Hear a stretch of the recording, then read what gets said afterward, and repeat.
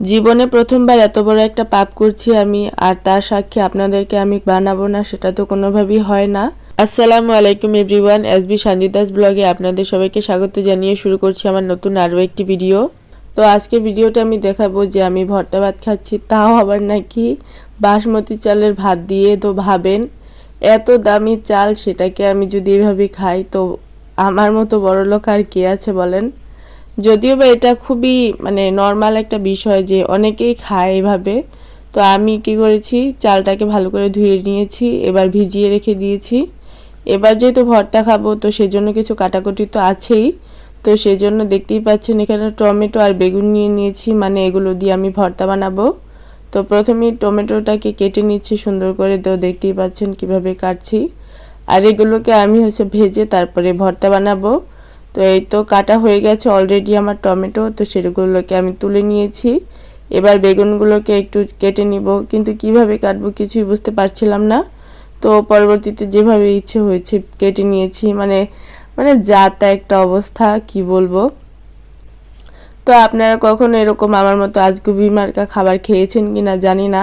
তো হঠাৎই আমার মনে হলো যে জীবনে যদি একবার এত দামি চাল দিয়ে ভাত না খাই, তাতে তো গিয়ে জীবনই বৃথা।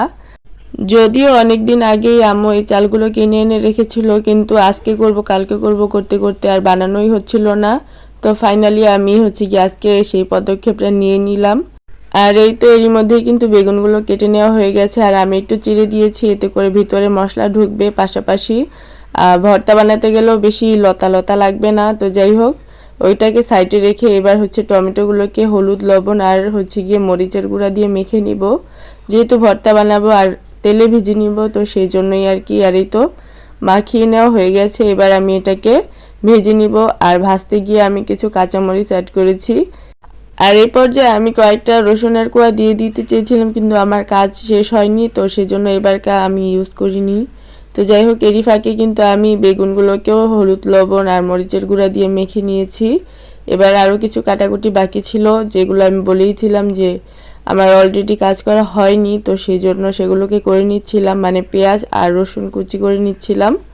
আর এইদিকে দেখেন, আমার কিন্তু অলরেডি টমেটোগুলো সিদ্ধ হয়ে গেছে। এবার এটাকে উল্টে পাল্টে ভিতরে যত রস আছে সেগুলোকে শুকিয়ে নিব ভালো করে ভেজে ভেজে। যদিও বা আমার আজকের ভয়েস টোনটা শুনে আপনাদের কাছে অদ্ভুত লাগতে পারে, তাতে তো কিছু করার নেই, কারণ আমার সর্দি লেগেছে। মূলত যেদিন আমি এই ভিডিওটা করেছি সেদিনই আমি গিয়ে খাওয়া দাওয়া করে দুপুরের একটু শুতে গিয়েছিলাম, আর সন্ধ্যাবেলায় দেখি আমার জ্বর ঠান্ডা, আমি একেবারে অবস্থা খারাপ। কি আর বলবো, রাতে তো আমার খাওয়া দাওয়া একদম সব শেষ হয়ে গেছে। তারপরে ভিডিও শ্যুট করেছি, কিন্তু আপলোড করা হয়নি।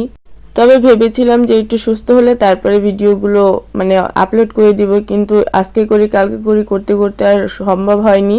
আর এরই মধ্যে আমাদের বাসায় মেহমানও এসেছে, যার কারণে সব কিছু একেবারে ঘেটে হয়ে গেছে।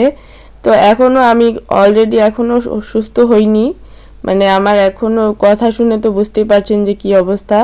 তো যাই হোক, কথা বলতে বলতে কিন্তু অনেকটা কাজ এগিয়ে নিয়েছি। আমি কিন্তু বেগুনগুলো ভেজে নিয়েছি, তারপরে শুকনো মরিচ, যেহেতু ভর্তা বানাবো তো সেজন্য তো শুকনো মরিচ লাগবেই, তো সেগুলোকেও ভেজে নিয়েছি। এবার ভাতটা বসিয়ে দিয়েছি। ভাত বলতে আপনারা দেখেছেন যে আমি গরম পানি করছি, এটাতে আমি ভাতটাকে বসিয়ে দিব। তবে এই ফাঁকে তো বসে থেকে তো লাভ নেই, তো সেই জন্য এই যে দেখতে পাচ্ছেন আমি মরিচগুলোকে গুঁড়ো করে নিচ্ছি হাতে। যদিও বা ভর্তা করা নিয়ে আমার জীবনে খুবই কালো একটা অতীত আছে।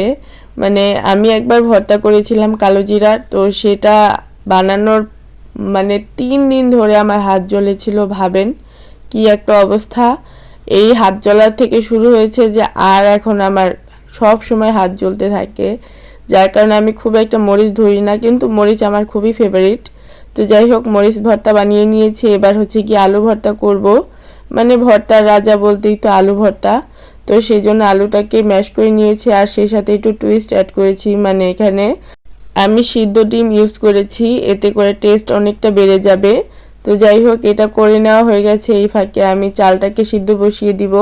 তো শুরুতেই দেখতে পেয়েছেন যে গরম পানির সাথে আমি গরম মশলা অ্যাড করেছি, সেটাকে যখন বলক চলে এসেছে সেখানে আমি চালটাকে অ্যাড করে একটু ঢেকে দিচ্ছি, যেন ভালোভাবে কাজটা হয়ে যায়। আর ওই দিন একটু গ্যাসেরও প্রবলেম ছিল, অনেকটা কমে গিয়েছিল, যার কারণে আমি আরও লেট হয়ে গিয়েছিলাম। তবে যেহেতু ভর্তা করেছি তার কারণে আমার খুব একটা সাফার করতে হয়নি। তো এরই মধ্যে কিন্তু আমি এবার বেগুনের ভর্তা করে নিব। আর এই তো দেখতে পাচ্ছেন যে আমি বেগুনের ভর্তাটাকে করে নিচ্ছি। আর এখানে কিন্তু আমি রসুন আর কাঁচামরিচকে মানে ভেজে রেখেছিলাম, তো সেটাকে অ্যাড করে দিয়েছি, এতে করে টেস্ট আরও ভালো আসে। তো এইবার হচ্ছে গিয়ে আমি বেগুনের ভর্তাটাকে বানিয়ে নিয়েছি। আর এই তো দেখতে পাচ্ছেন এখন টমেটোর ভর্তাটাকে তৈরি করে নিব। আর আমি আজকে যে ভর্তাগুলো তৈরি করছি সবগুলোই কিন্তু খুবই সহজেই তৈরি করা যায়, যার কারণে আমি এগুলোই চুজ করে নিয়েছি। যদিও বা আমার হচ্ছে গিয়ে শুটকির ভর্তা একটা বানানোর ইচ্ছে ছিল, কিন্তু সময় আর আমার শারীরিক অবস্থার কারণে আর কি করা হয়নি। তো আমি কিন্তু ভাতটাকে ছেঁকে নিয়েছি।